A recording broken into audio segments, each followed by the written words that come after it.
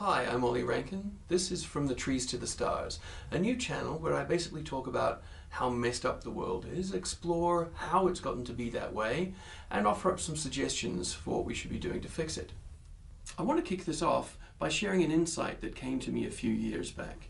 It inspired the name of this channel, and I think it sums up the one lesson that humanity as a whole needs to learn right now, and it's this.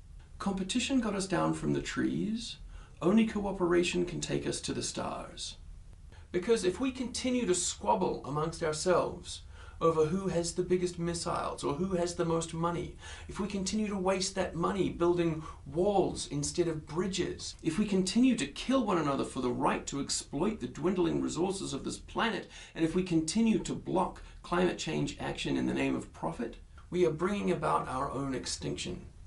Instead, we need to check our greed, pool our resources, recognize our shared responsibility for addressing the self-inflicted crises that threaten our existence, and then work together to improve the lives and prospects of all people now and into the indefinite future.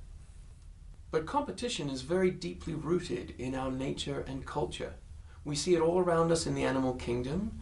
Darwin called it survival of the fittest, and it was through competition that we evolved to be the dominant species on the planet.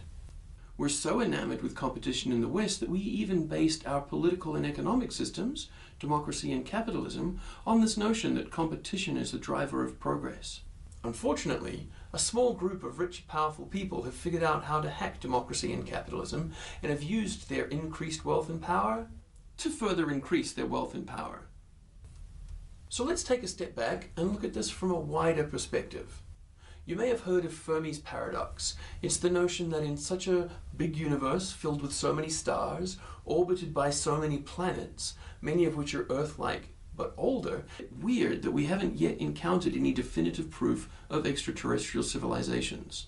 With billions of years head start on us, surely by now some other intelligent species would have developed interstellar travel, would have multiplied exponentially, colonizing their way across the universe, and if they didn't encounter us directly, they would have at least left some unambiguous footprint for us to find.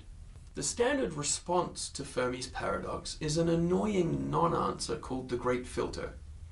It suggests that somewhere along the developmental pathway from primordial soup to interstellar travel, there's a necessary step, a critical achievement that is so staggeringly difficult to unlock that it basically filters out 99 point whatever % of contestants, and that is the reason that we don't have alien overlords.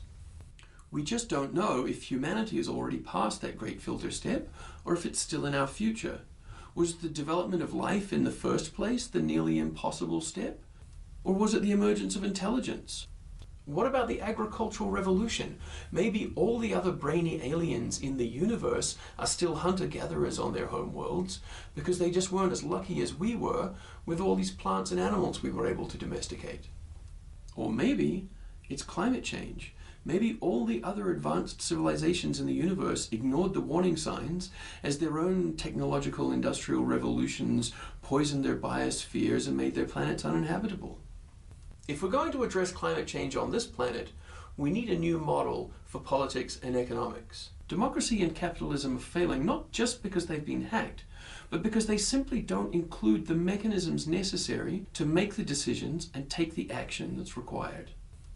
Climate change action needs to be a long-term, globally coordinated effort.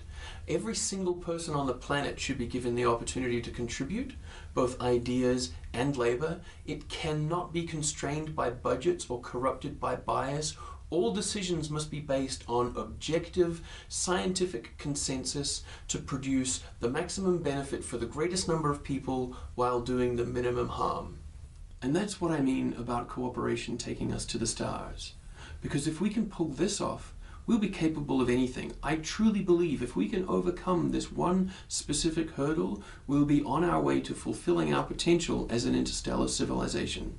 But what do you think? Let me know in the comments. In future videos, I'll go into more detail about why I think we need to make the transition from being a civilization that's based around competition to one that's based around cooperation. And I'll share some ideas I've had about how we could go about that.